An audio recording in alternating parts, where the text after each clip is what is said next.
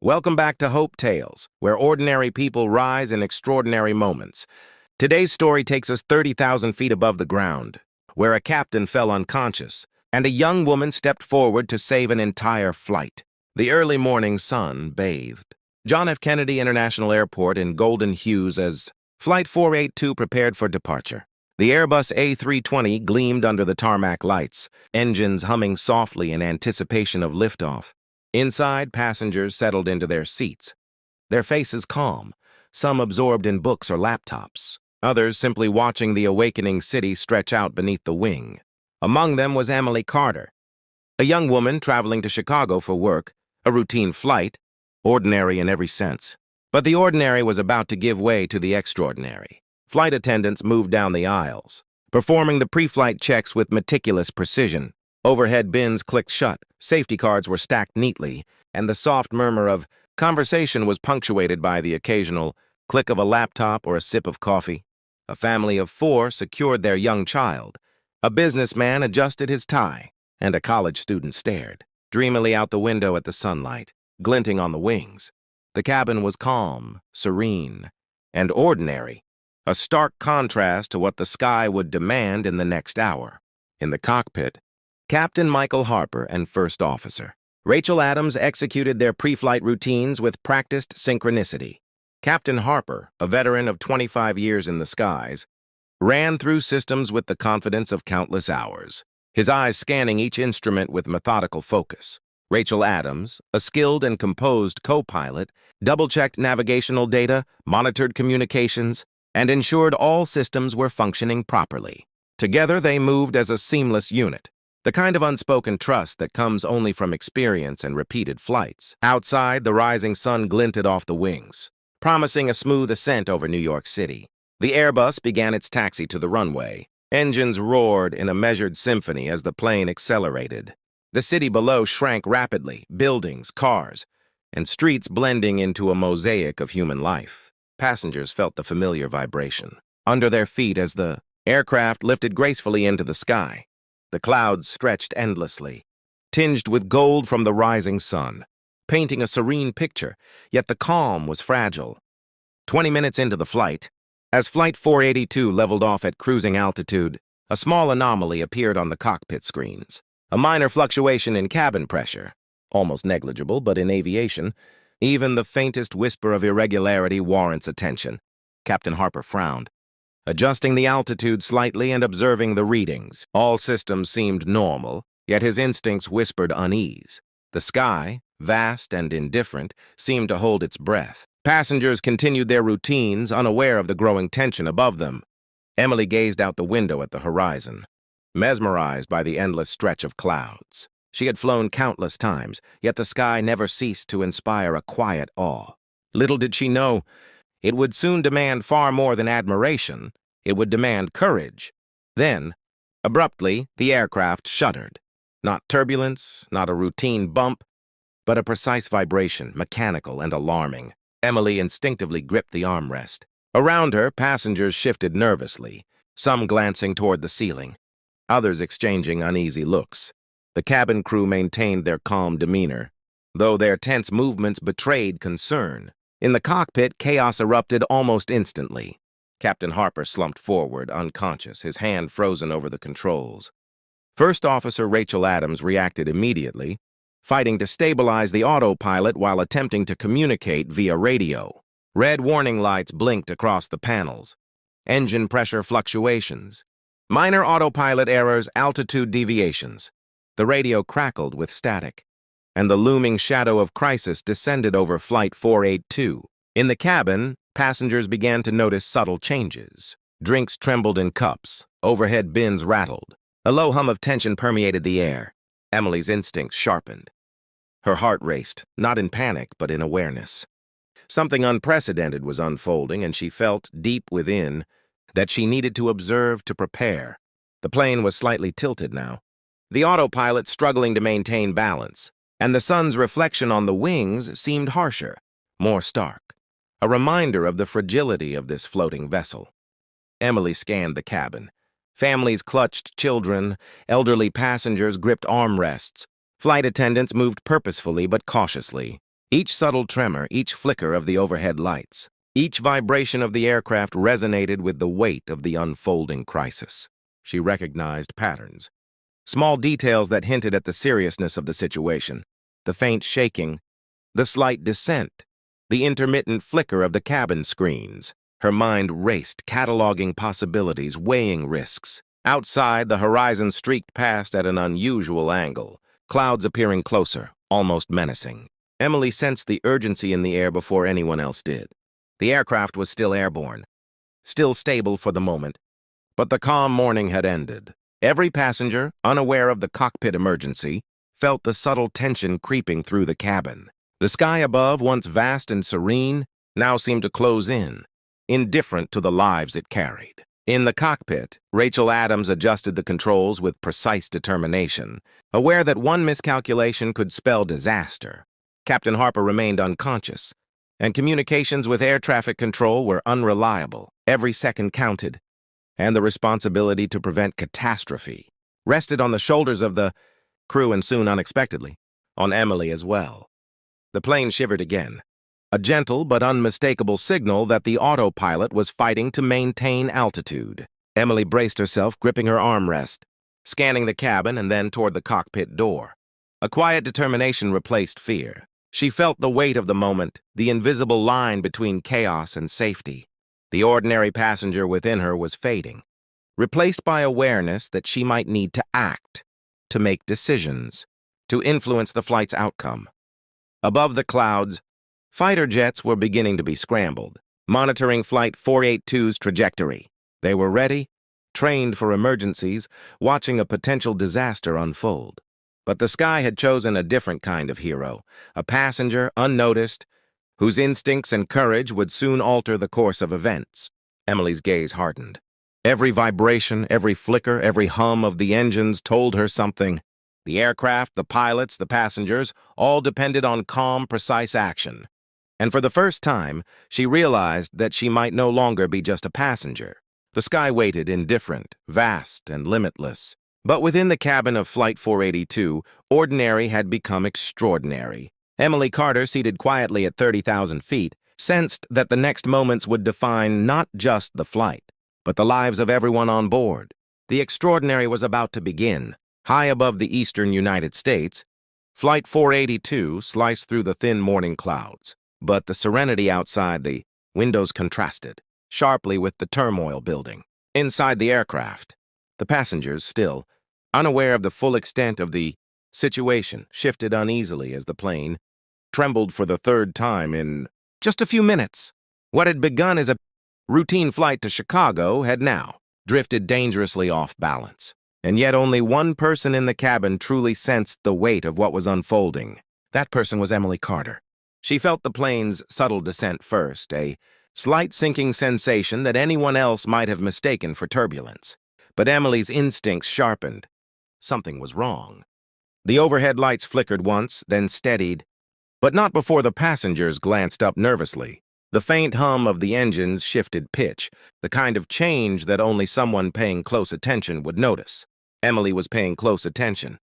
Meanwhile, in the cockpit, First Officer Rachel Adams was fighting an escalating battle. Captain Harper remained unconscious, slumped against his harness, breathing shallowly. Rachel's hands moved swiftly over the controls, her mind racing as warning indicators blinked across the instrument panel. Airspeed fluctuated, cabin pressure readings wavered, and the aircraft's communication system struggled to hold a stable connection with air traffic control. She tried to stabilize the autopilot, but the system resisted, fighting her inputs with the digital rigidity of a machine detecting conflicting signals. The Airbus was still flying, still intact, but cracks in the perfect choreography of aviation were beginning to show. Back in the cabin, flight attendants exchanged worried glances as they discreetly tried to contact the cockpit. Their calm exterior was starting to show tension. Emily observed everything, their carefully measured movements, their hushed urgency, the growing uncertainty in their posture. The passengers followed their cues, their own fear rising like a tide. The aircraft tilted slightly to the left, Not drastically, not enough to send panic through the cabin, but enough for Emily's heart to skip. She looked out the window. The angle of the wing told her clearly the plane was losing its perfect line. The horizon tipped just a fraction, but the sky never lies. Emily closed her eyes for a moment, steadying her breathing. She wasn't a pilot. She wasn't trained for emergencies. She was just a passenger, a young woman who had never imagined she would one day be sitting on a flight that flirted with disaster. And yet something inside her refused to freeze. A quiet voice whispered that she needed to prepare, to stay aware, to act if the moment demanded. The moment was coming. A sudden shudder rippled through the aircraft. The cabin vibrated, overhead bins rattling softly. Gasps filled the rows as passengers reached for armrests and seatbelts. A little girl clung to her mother, eyes wide. A businessman pressed his palm to his forehead, whispering a prayer. The flight attendants braced themselves, their expressions tightening. Emily instinctively scanned the cabin again. Her mind raced through possibilities. Was this an engine issue? A structural fault? Or something happening in the cockpit? She knew she needed more information. She knew she had to stay alert. At that very moment, hundreds of miles away, NORAD began tracking Flight 482's irregular altitude changes. Air traffic controllers attempted multiple communications, but the aircraft's intermittent reply raised alarms. Protocols activated. Fighter jets were placed on standby. What seemed like a minor glitch was rapidly being reclassified as a potential emergency. Up in the clouds, the sky remained deceptively peaceful. The sun shimmered across the wings, and from the outside, Flight 482 appeared to glide effortlessly through the crisp morning air. But inside, chaos simmered beneath the surface. Emily felt a wave of determination rising within her. Fear pulsed through her veins. But it wasn't paralyzing. If anything, it sharpened her focus. She watched the flight attendants again as they moved toward the front of the cabin, their urgency barely masked. One of them reached for the cockpit door, pressing the internal call button repeatedly. No response. The realization hit Emily like a cold wind. No response. That could only mean one thing. The cockpit crew was in trouble. She tightened her grip on the armrest as the aircraft dipped slightly again. Passengers gasped. A water bottle rolled down the aisle. Someone clutched their chest, overwhelmed by the rising panic. The cabin's perfect symmetry of calm had been broken. Emily inhaled deeply. She wasn't going to panic. She couldn't. She had to think. The plane corrected itself again, but not fully. The autopilot was maintaining altitude, but not perfectly.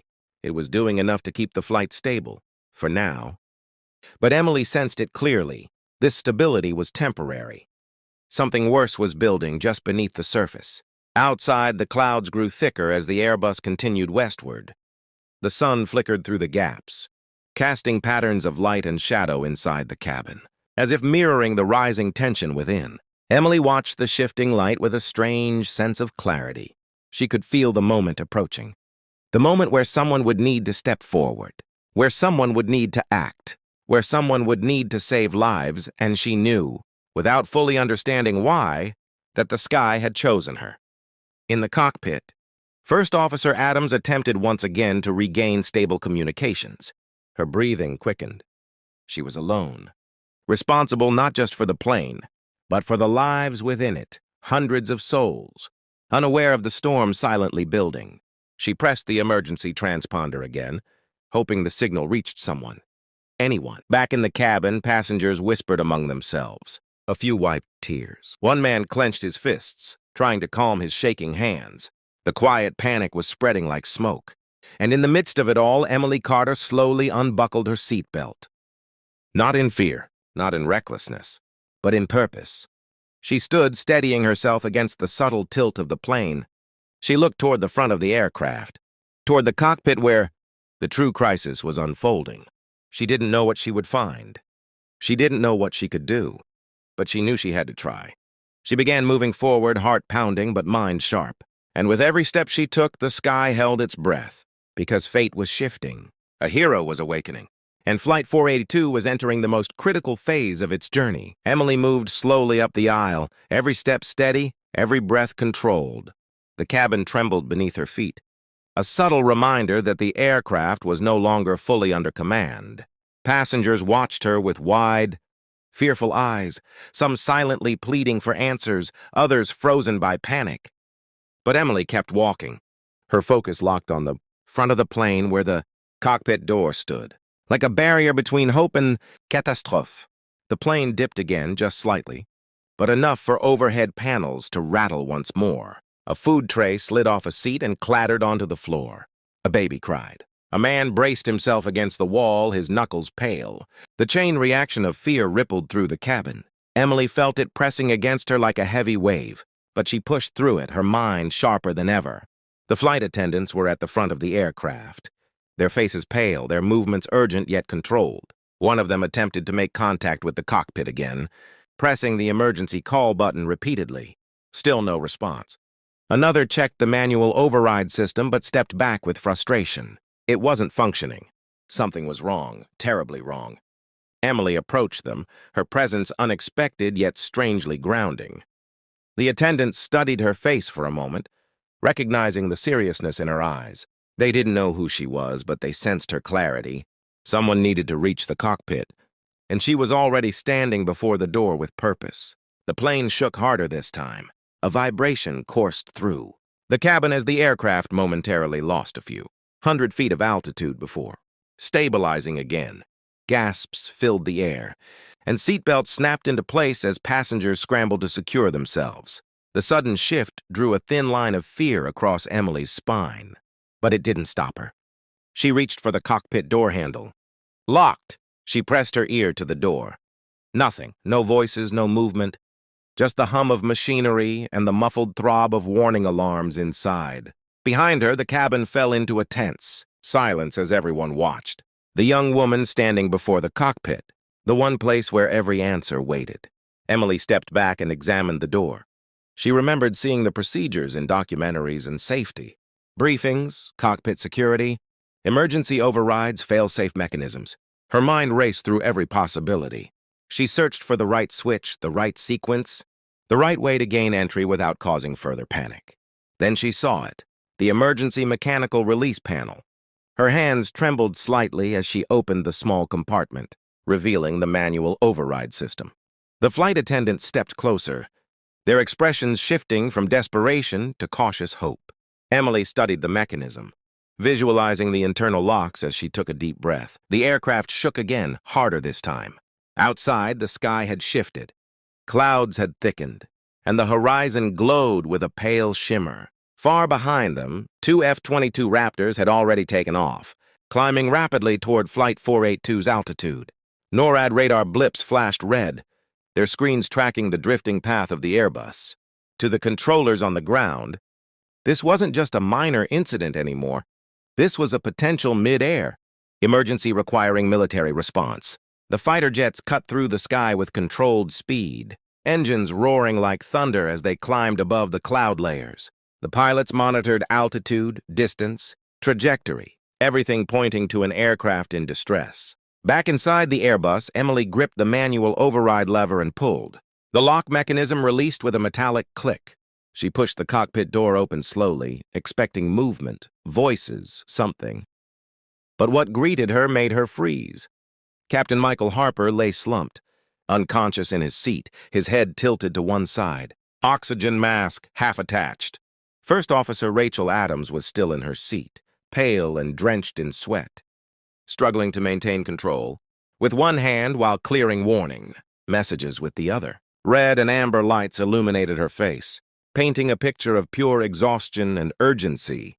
The entire cockpit felt like a battlefield, blinking screens, fluctuating altitude indicators, the faint hiss of air pressure warnings, and the heavy silence broken only by the bleep of alarms. Emily stepped inside cautiously, as though entering sacred territory she had never imagined stepping into. The weight of responsibility hit her immediately.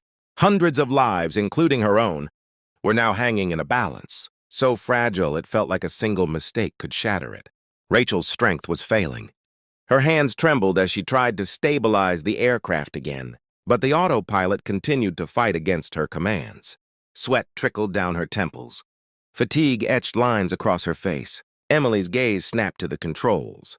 She didn't recognize everything, but she recognized enough: the symbols, the patterns, the readings. Years of watching aviation breakdowns, studying aircraft systems out of curiosity, and her own obsessive interest in emergency procedures quietly sparked to life. She stepped closer to the first officer's seat but didn't touch anything. Not yet.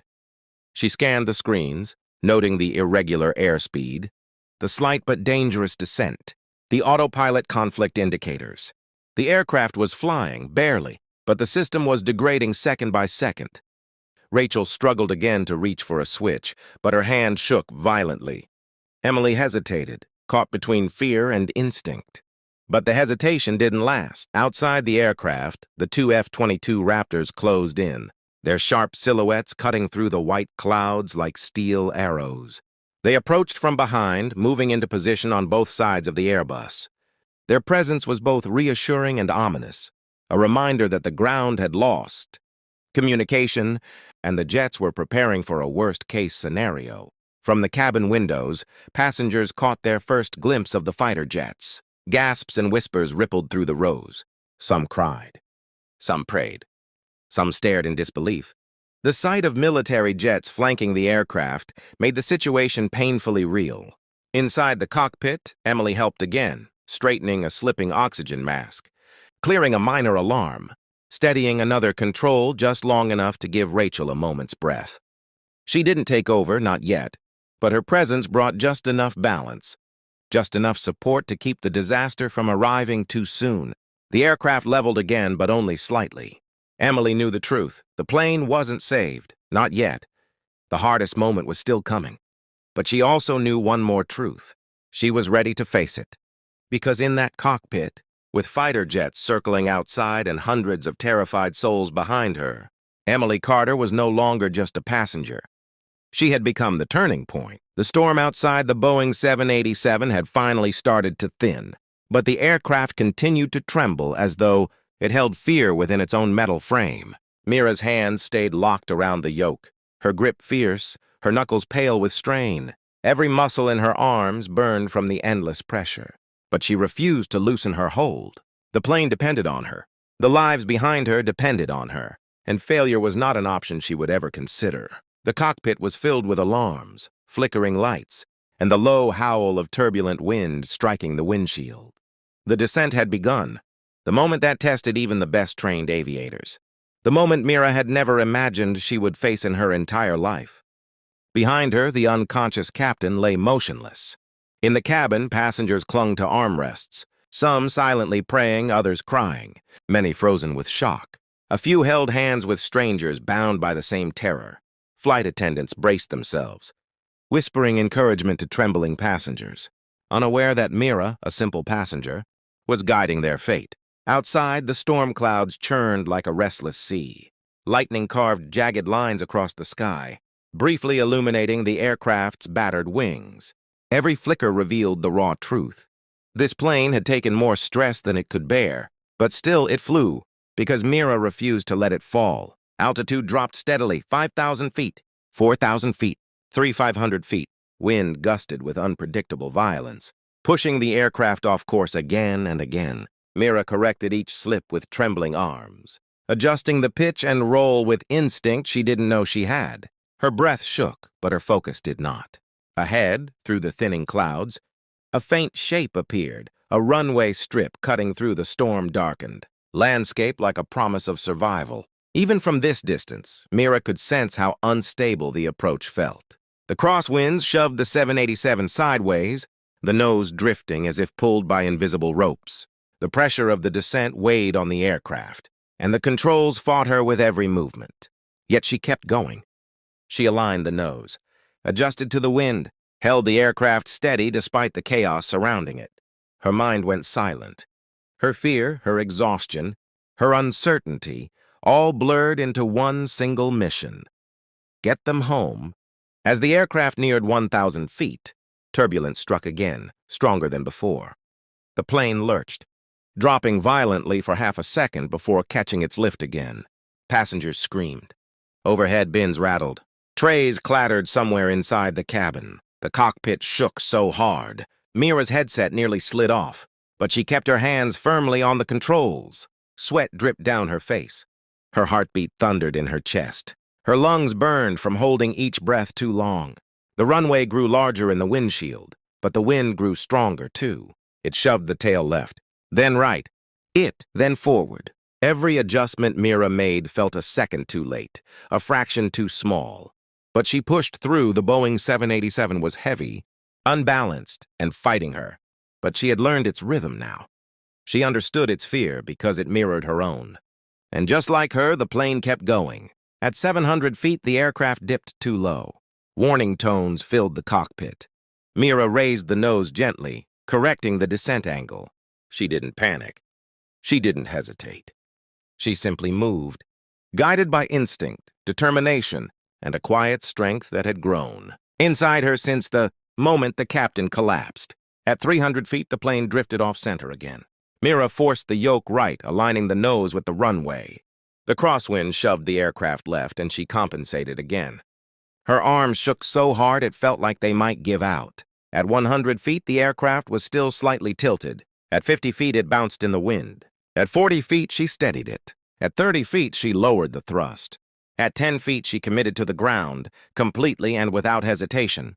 The wheels struck the runway with a hard, jarring impact that sent shockwaves through the entire aircraft. The 787 bounced once, dangerously, high, before touching down again with firm force. Smoke burst from beneath the tires. The wings flexed violently. The fuselage shook from the stress. Mira pulled the reverse thrust handles, bringing the engines roaring into full power. The plane fought the slippery runway surface. Skidding slightly before finding traction, the aircraft slowed from 150 knots to 90, to 60, to 30. Then, finally, it stopped. Silent. Still. For the first time in what felt like hours, Mira let her hands relax. Her fingers trembled uncontrollably as they slipped away from the yoke. Her breath came out shaky and uneven. Tears burned behind her eyes, not from fear, but from an overwhelming wave of relief. She had done it. Against the storm, against the odds, against her own inexperience. She had brought them home. The cabin behind her erupted into sobs, gasps, and shaky laughter. People hugged strangers. Parents lifted children into their arms.